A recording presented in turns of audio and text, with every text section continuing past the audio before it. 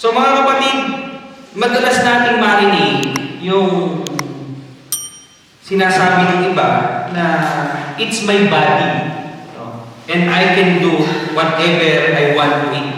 No? Narinig nyo na ba yun? No? Madalas na natin marinig, ewan ko kung napapansin nyo. Pero madalas yung narinig natin, katawan ko to. Akong bahala dito, gagawin ko ang gusto ko dito. No? Wala naman akong inaagrabyado, wala naman akong inistorbo, akin to, gagawin ko ang aking nais sa aking katawan. So mga kapatid, as Christians, no, alam ko marami sa inyo, bata pa lang naririnig na yung katawan nila ay templo. No? Madalas yung narinig ang temple of the Holy Spirit. No? Kaya nga ano man daw yung gawin, ay gawin natin sa katawan na hindi maganda, parang kumbaga sa ano, it is against the Holy Spirit, di ba? So, our text, brothers and sisters, can be found in 1 Corinthians 6, verses 19 to 20, at ito ay very familiar sa atin, no? And before we go to our text, gusto kong bigyan ng background. No? In the book, in the epistles, no, sa mga sulat ni Apostol Pablo sa mga taga-Corinto, no, ito ay first, no? May 1 Corinthians, may 2 Corinthians. No? Itong 1 Corinthians, kung ito ay ating pag-aaralan at ito ay titingnan natin yung overview, ito po ay nahati sa limang division. So, tatandaan natin na ito ay sulat sa mga taga-Corinto. Kaya nga yung at mga taga-Corinto, taga-Epeso, taga-Pilipos, no? Ito po ay mga mananampalataya na nakatira doon sa specific na mga lugar. No? Kaya kung babasahin natin ito ay talagang parang love letter. No? Ito ay communication. No? Gusto kong i-address ni Apostle Paul dito in 1 Corinthians, yung sinasabi natin 5 major problems. No? Merong 5 major problems dito na binigyan niya ng pansin throughout dito sa sulat niya sa 1 Corinthians. No? Una is the division. No? May mga division na nung panahon na yon kasi merong gusto kay Peter, merong gusto kay Apollos, no, kay Pablo kami. So, yung administration, totality ng church, no, may problema sila. At pangalawa is yung sexual immorality. No, at ito yung i-discuss natin. Pangatlo is may problema doon sa pagkain. No? Kasi may mga inaalay doon sa temple na sinasabi ng iba pwedeng kainin, yung iba naman ay hindi pwedeng kainin. No? At yung pang-apat is the gathering. No? Kung paano sila nag-gather, parang tayo. Kung paano tayo nagdadaos ng service, kung paano ginagawa yung pagtitipon. At pang-lima is the issue on the resurrection. No? Kung naalala nyo noon, na mga messages natin, na diniscuss natin, di ba, si Jesus Christ namatay, no? At ang sabi ni Apostol Pablo, muling babalik si Jesus Christ, no? Paano daw yung mga mananampalataya na namatay na? Ano ang mangyayari sa kanila na sa pagbalik ni Jesus Christ ay sila ipatay na? So, i-discuss ito dito ni Apostle Paul. No? So, yun yung 5 major division in the epistle dito sa 1 Corinthians. No? So, tayo po ay mag-aaral, no? At nawa ay makita natin, no? Yung pinakapuso, no? Nung mensahe natin sa Panginoon. Tayo po ay sumandaling manalangin. Aming Diyos, aming namang makapangyarihan sa lahat, tuloy nga po na napakabuti niyo sa bawat isa. Marami pong salamat sa pribileyo na kami ay nakapagtipon-tipong muli sa simbahan ito, Panginoon, sa bahay-sambahan ito. Hipuin niyo po ang bawat isa sa amin. May mga nararamdaman man, may mga alalahanin, Panginoon, nawa ay maibigay namin, Panginoon, ang mga sandaling ito na maituon namin ng aming mga isipan sa pakikinig. At sa bawat linggo, Panginoon, na kami pumupunta dito sa inyong bahay sambahan, Panginoon, ay magkaroon kami, Panginoon, ng inspirasyon, na magkaroon, Panginoon, ng pagbabago sa aming mga buhay. Ma-apply namin yung mga natutunan namin, narinig namin na mensahe, Panginoon, na ibinibigay niyo sa amin. Muli, Panginoon, pakalinisin niyo kami, samahan niyo po kami ng inyong banal na Espiritu. At maging kapakinabangan, Panginoon, sa amin, magkaroon ng pagbabago sa aming mga buhay, ang aming mga mensahe na aming marinig. Ito po ang aming panalangin sa pangalan ng inyong anak na si Jesus. Amen. So 1 Corinthians chapter 6 verses 19 to 20. Basahin natin sa English. Or do you not know that your body is the temple of the Holy Spirit, who is in you, whom you have from God, and you are not your own? No? Verse 20. For you were bought at a price. Therefore, glorify God in your body, in your spirit, which are God's. Sa Tagalog, basahin natin. Hindi nyo ba alam na ang inyong katawan ay templo ng Espiritu Santo na nasa inyo at pinagkaloob ng Diyos sa inyo? Hindi ninyo pag-aari ang inyong katawan, sapagkat binili na kayo sa isang halaga, kaya gamitin ninyo ang inyong katawan upang maparangalan ang Diyos.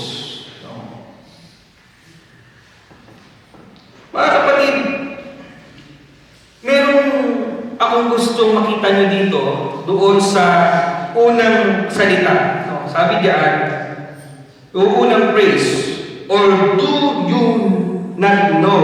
No? Sa Tagalog, hindi nyo ba alam? No?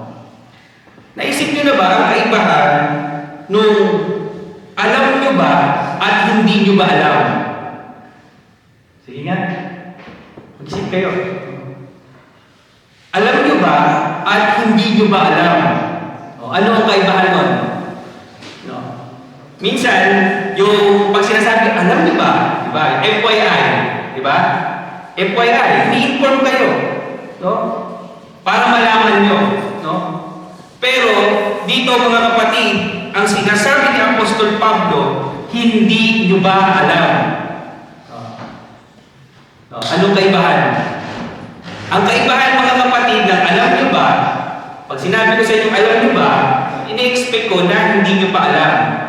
Pero pag sinabi ko sa inyo na hindi nyo ba alam, no, ibig sabihin nun, dapat alam nyo na. So, ito yung isang idea na gusto kong mabuo, no, sa atin. No? Ito yung gusto kong makita nyo. No? So, yun po yung sinasuggest ni Apostol Pablo dito. No? Hindi nyo ba alam? No?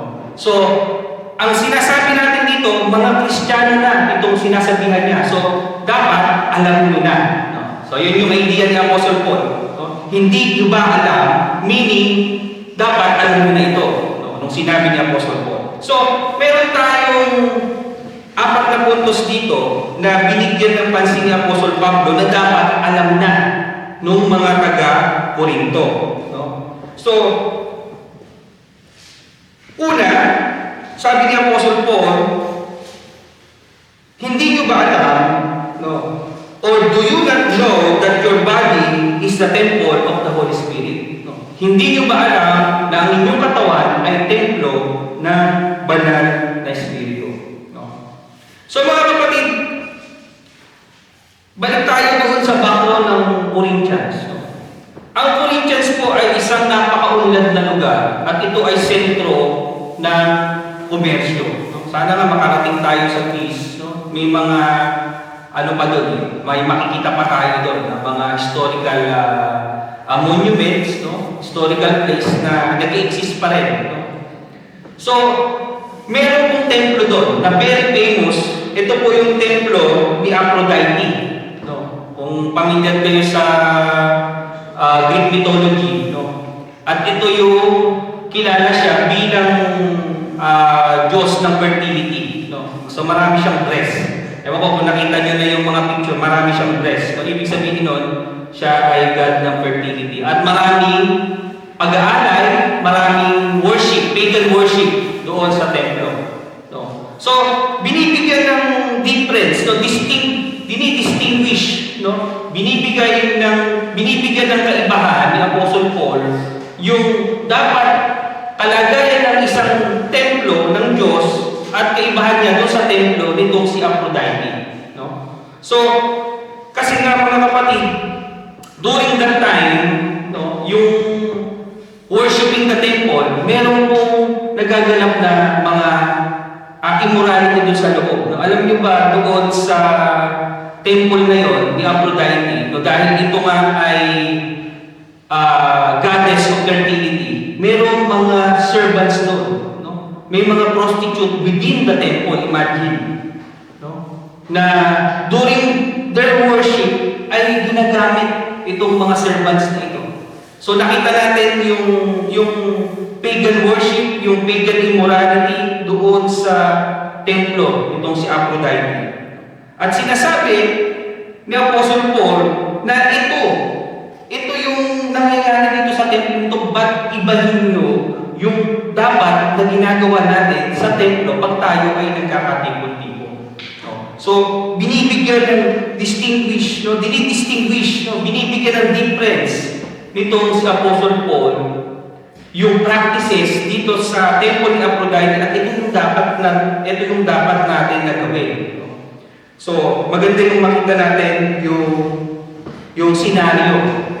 No? Kasi nga mga kapatid, hindi po, ang mga mananampalataya sa Corinto ay hindi po ito yung mga Hudyo. No? Taga-Corinto nga sila eh. No? Mga Greek sila. No? At sila po ay convert, no? Sanay sila sa mga pagan worship. Kaya, ang tendency doon sa kanilang pagiging convert, meron pa silang mga practices na dala-dala nila. Nag-gets nyo ba yung idea? No? Yung dinidescribe natin. Meron pa silang mga idea na gusto nilang i-adapt ngayon dito sa kasalukuyan nilang pag-worship. No? Kaya, in-explain ko sa inyo yung kalagayan. No? Hindi katulad natin dito na tayo, marami dito mga pinanganak na mga mananampalataya, yung mga magulang, ito na yung nakagista natin. So, hindi tulad nila noon, galing sila sa pagan worship eh. Meron silang may magkumbaga sa may mga hang-ups pa sila doon sa kanilang kinagisnan na hindi nila maalis-alis at parang pilit nilang dinadala doon sa bago nilang kalagayan. No? So, yun po yung senaryo, no, ng mga taga-Corinto. So, Paul is addressing that they must use the temple for the purpose God has designed. No? The point is, brothers and sisters, no, if we are worshiping a holy God here in this place, hindi ito pwedeng gamitin sa ibang purpose besides worshiping God. Amen? Kaya nga, ewan ko kung naalala niyo yung mga council natin, leaders natin. Meron sana tayong lokale na tinitingnan. Pero yun ay pub. Pub siya sa gabi. No? Kaya sabi ko, parang iba yung amoy dito. Parang tayo mag-service dito pag linggo. Mukhang marami nang sumuka dito. Kaya parang hindi tama. No? Hindi talaga tama. No? So, the point, brothers and sisters, kung ano yung design, no? Doon sa gawain, kung ano yung purpose, tulad nito, this is the purpose of this establishment. No? Itong building na ito is to worship God. At hindi po ito dapat ginagamit sa mga ganung pagtitipon. Kaya ako talaga napanaginipan ko pa yun talaga, sobra. Nakita ko ang lalaking tao, balbasarado, tapos nakatanga. Hindi pa kayo kinabutan niya. No? So, ito yung sinasabi ni Apostle Paul dito. No? Yung purpose, no? The purpose of the temple is for worship. No? So, mga kapatid, kaya sabi niya, hindi nyo ba alam na inyong katawan ay templo ng banal na Espiritu? So, mga kapatid, before we became Christian, ito kasi ang issue dito eh. Nung hindi pa tayo mananampalataya, tulad nung sinabi natin doon sa introduction, pwede natin gawin kung ano yung gusto natin gawin. No? But brothers and sisters, now that we are Christian, no? Upon the conversion, nung tinanggap nyo si Kristo bilang Diyos at tagapagligtas, naniwala tayo na si Jesus ang ating Panginoon na tagapagligtas, tinanggap natin siya. No? Yun na yung simula na tayo. Hindi na po tayo dapat naghahari. Templo na ng banal na Espiritu ang ating katawan. No? Our body become the cathedral or the temple of the Holy Spirit. So, pangalawa, ito po yung bigay ng Diyos. No? Yung Holy Spirit, mga kapatid, tatandaan natin, hindi po ito gagsaganang atin. The reason why we are saved, no, is because of grace. No? Inaccept natin ang si Jesus Christ na hawag ang Diyos sa atin, binigay ang kanyang anak, tinanggap natin siya bilang Diyos at tagapagligtas. No? At dahil tinanggap natin si Kristo, mayroon siyang pangako na ibibigay sa atin at ito yung banal na Espiritu. No? Bigay po ito. No? Hindi ito yung, kaya nga minsan hindi natin naiintindihan talaga yung mga kanta natin. Diba ba? Holy Spirit. Ewan ko, mag-aaling si Brother Harry sa akin dito. No? Sinasama natin yung Holy Spirit. No? Pero dapat yung Holy Spirit nandito na eh. Di ba? Hindi, minsan may mga nakikisnan kasi tayong mga parang hindi natin masyadong nauunawaan. Kaya nga ito yung mga reason minsan talaga dapat nag-aaral tayo ng Biblia para nauunawaan natin. So, mga kapatid, ito po ay bigay sa atin. Ang sabi dun sa Ephesians 1, verses 13 to 14, sa pamamagitan ni Kristo, kayo rin ay nakarinig ng salita ng katotohanan ng magandang balita na nagdudulot ng kaligtasan at sumampalataya sa Kanya ay, sabi dito, pinagkalooban ng ipinangakong Espiritu Santo bilang tatak ng pagkahirang sa inyo. Ang Espiritu ang katibayan na makakamit natin ng lubos ang lahat ng pangako sa atin, lahat ng pangako ng Diyos sa atin, at sa ganyan ay pupurihin ang Kanyang kaluwalhatian. Ipinangakong Espiritu, sabi, pinagkaloob ng pinangakong Espiritu bilang tatak ng pagkahira sa Kanya. So, binigay. No? Upon acceptance natin, nung tinanggap natin si Kristo, sabi sa pamamagitan ni Kristo, no? Ibinigay yung pangako. Diba? Kaya nga, kung maaalala nyo, nung bago umakyat ng ating Panginoong Hesus, sabi niya, bibigyan ko kayo ng makakasama nyo. Ito yung pangako. Kaya nga pangako ito eh. No? Ipinangakong Espiritu bilang tatak, no? Seal. Kaya nga may tanong eh. Ewan ko kung naiisip nyo ito, mga kapatid. Ang lahat ba ng tao ay may banal na Espiritu? Sige nga, sagutin nyo. Ang lahat ba ng tao ay may banal na Espiritu? Taas ang kamay ng oo. Lahat ng tao may banal na Espiritu. Ha?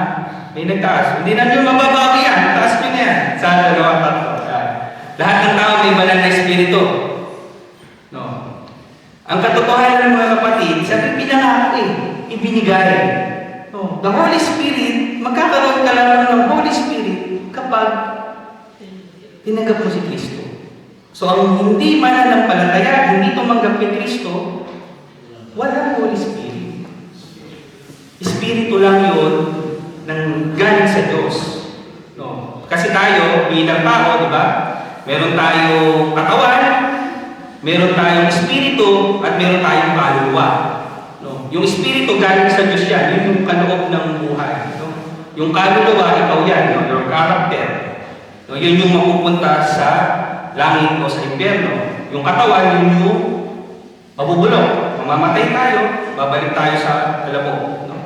So, the Holy Spirit, brothers and sisters, tatandaan natin, ipinagkaloob yan. Ipinagkaloob lamang yan doon sa mga mananampalataya. No? Kaya, ito tumanggap o hindi, may banal na espiritu, bakit may mga gumagawa ng krimen? May nakakagawa ng karumal-dumal na krimen. Kung nasa kanya ang banal na espiritu, hahayaan ba ng banal na espiritu na gumawa siya ng ganong krimen? Diba hindi? So mga kapatid, the Holy Spirit, no, is given to us through Jesus Christ alone. No? Hindi pwedeng magkaroon ang tao ng banal na espiritu kung hindi yan pinagkaloob ng Diyos sa Kanya sa pamamagitan ng pananampalataya natin sa ating Panginoong Hesus. Amen? So brothers and sisters, yung hindi nyo ba alam na pangatlo na sinabi ni Apostle Paul is you are not your own. No? Hindi na po tayo. No? Hindi na tayo may-ari na ating mga sarili. Naranasan nyo na bang manghiram ng hindi pera, bagay? No, lagi na lang pera yung hinihiram natin, di ba naman? Bagay, no? Nanghiram ng kotse. Sa mga wala pang kotse nun, nang nanghiram ng kotse. Ayaw magpahiram. Manghiram ka sa iba. O ayaw magpahiram. No? Di ba? Pag tayo nanghiram ng sasakyan, no? Ewan ko lang, mahiram yung Lexus ni bro. Sa iba na lang kayo manghiram. Tama yung sinabi ni brother, ni brother Aaron. No? Pag nanghiram kayo ng gamit, no? Bawa, kotse. Gagamitin nyo ba ito ng basta-basta lang? No? Diba? Hindi, diba? Iingatan niya ito. No? Dahil hindi ito sa atin eh. Hiram lang. No? Lalo pa kung bago yung hiniram natin. No? Lalo pa kung mamahalin. Diba? Kaya hindi na natin hihiramin yung kaglayan. Masyadong gawin-gawin. So, ano ang idea mga kapatid? Kapag hindi po sa atin ang isang bagay, ito ay iniingatan natin.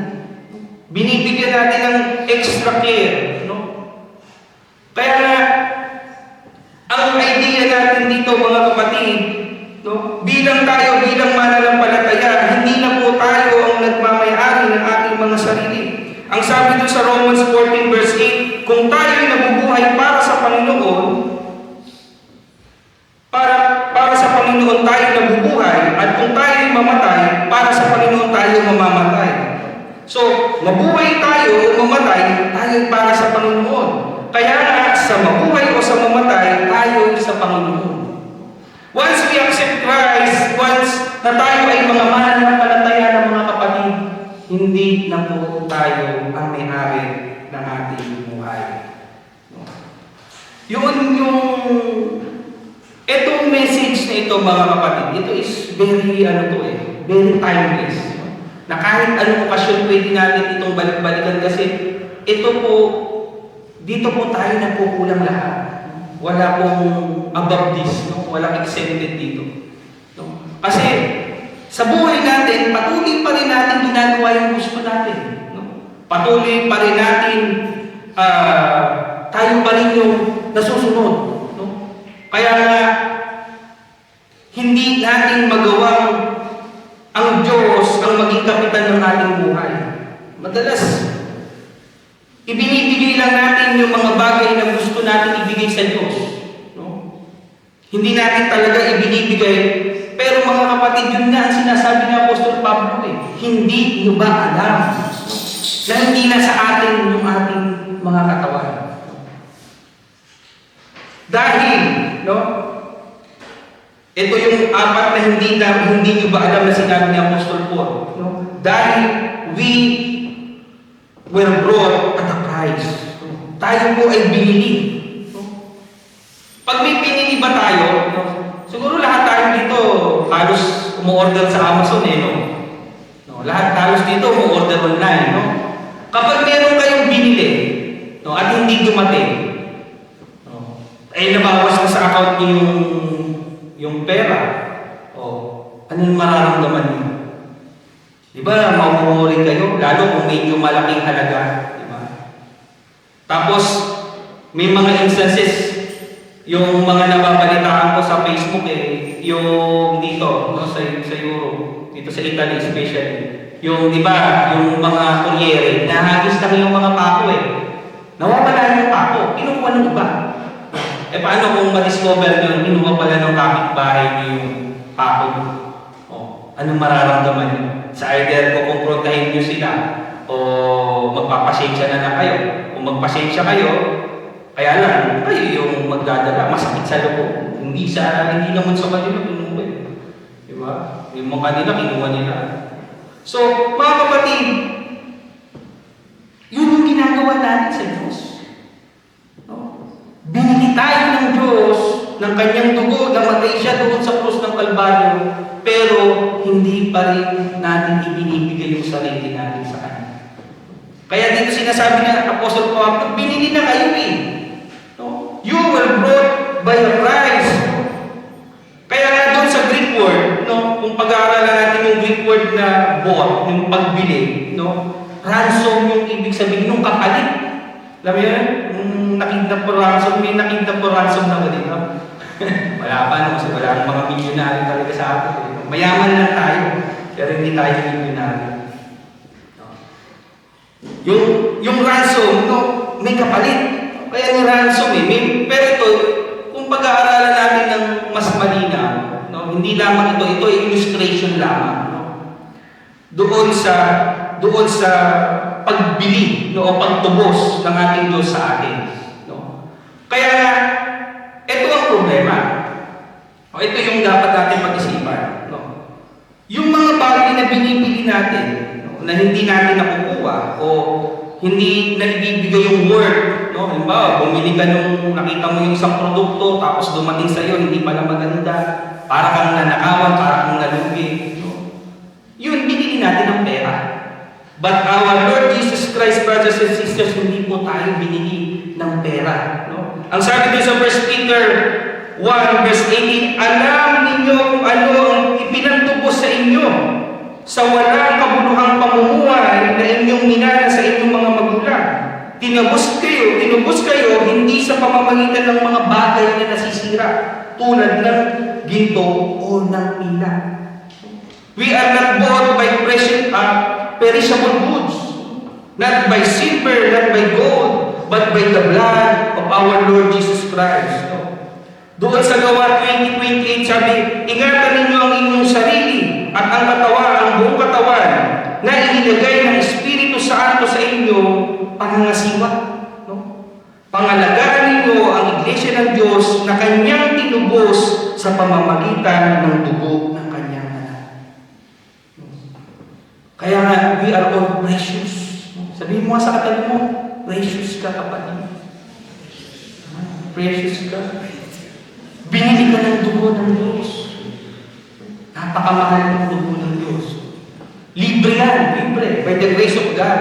Pero hindi yung cheap, brothers and sisters. Yan ang madalas na nakakalungkot. Napaka-available, no, ng grace ng Diyos. Pero tinitik for granted ng maraming tao.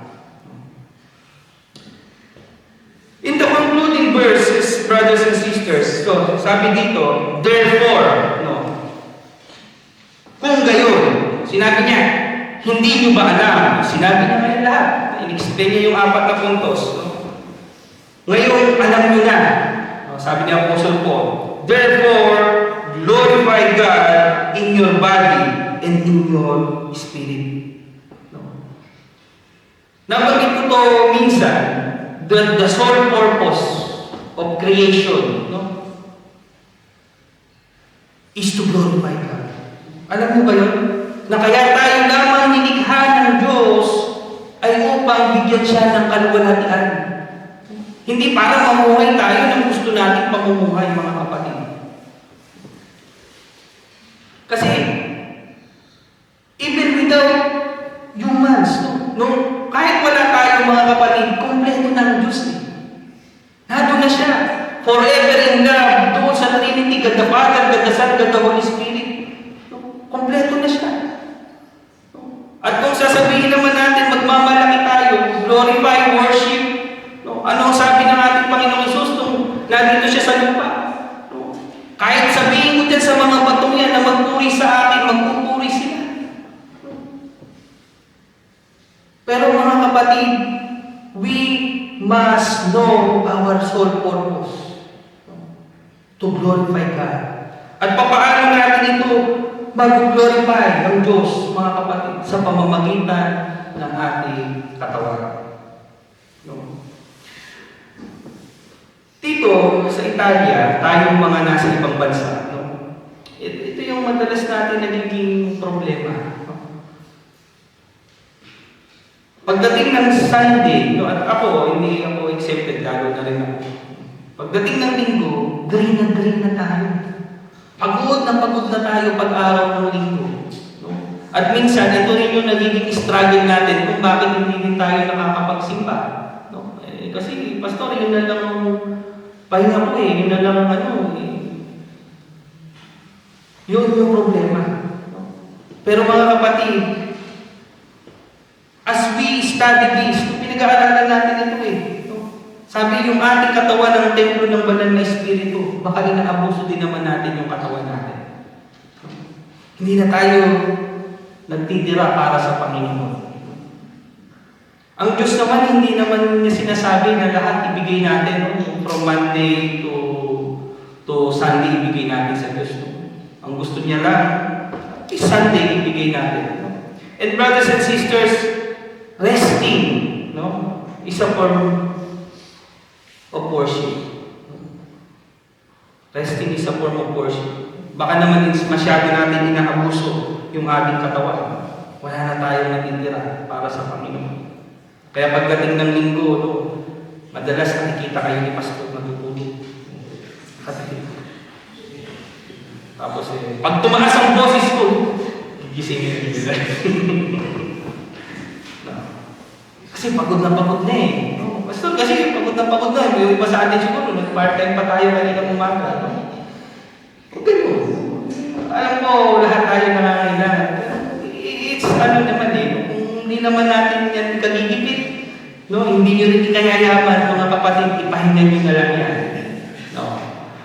Hindi nyo ikagigipit, hindi nyo kayayaman, ipahinga nyo na lang, mas mahalaga yung pahinga.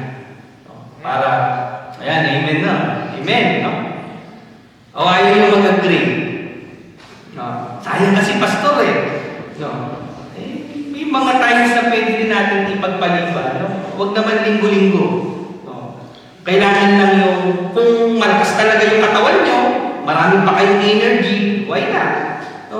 Pero kapag yung tingin nyo nakaka-apekto na sa inyo, umiinit na yung ulo nyo, no? Tapos pagod na, no? Tapos pagdating sa bahay, wala na kayong buhay, no? Tutulog, magtatrabaho, hindi po yun yung disenyo ng Diyos, mga kapatid. Kailangan pong alagaan natin yung ating katawan. God does not dwell in auditorium. No? Hindi rin siya nag-dwell sa mga physical na lugar tulad nito. No? God is dwelling in our body. No? Kaya nga, nung last Sunday, mga kapatid, we talk about a holy God. No? Paano mananatili ang Holy Spirit sa ating mga buhay kung tayo ay hindi nagpapakalinis. Kaya nga mga kapatid, we have the duty. Bagamat binigay sa atin yan. Ito nga yung sinasabi ni Apostle Paul Kaya si Apostle Paul, mga kapatid, ang tinuturo ni Apostle Paul, lahat yan galing sa Diyos.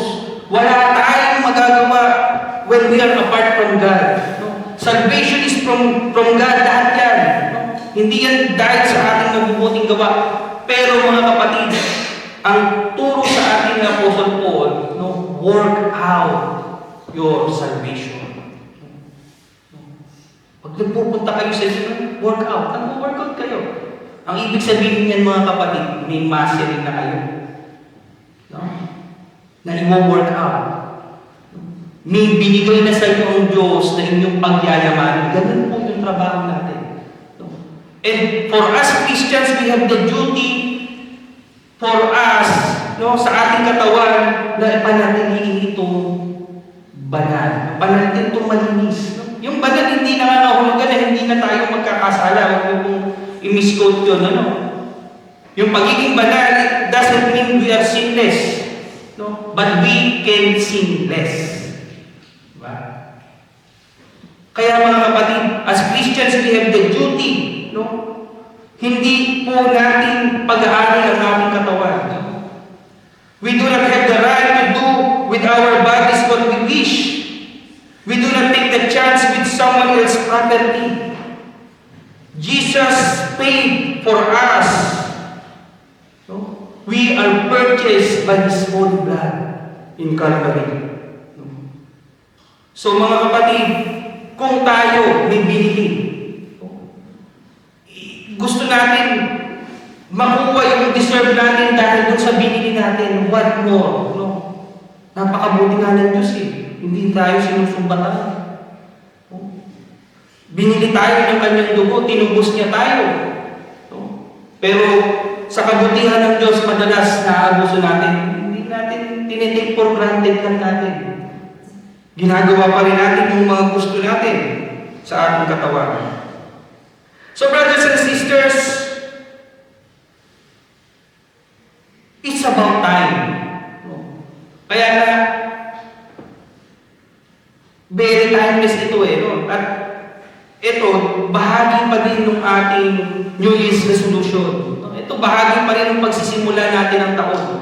No? Kung meron mang mga parte ng buhay natin na hindi pa rin natin binibigay. Kaya ang ganda rin ng kanta na mga kababayan, I surrender all to you, our Lord Jesus. Sinusurrender natin lahat. Kasi mga kapatid, marami sa atin matatagal ng mananampalataya. 10 taon, 20 taon ng mananampalataya. Pinipili lamang natin yung gusto natin isurrender sa Diyos. So it's about time, brothers and sisters, no, to deserve, no, to deserve what God deserves. Ibigay natin lahat sa Diyos. To glorify Him with our bodies.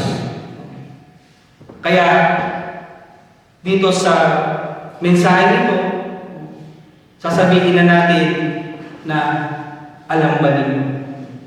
At paalala sa atin, hindi na tayo sasabihin na hindi nyo ba alam. Sa pangalan ng Ama, Anak, at ng Banal na Espiritu.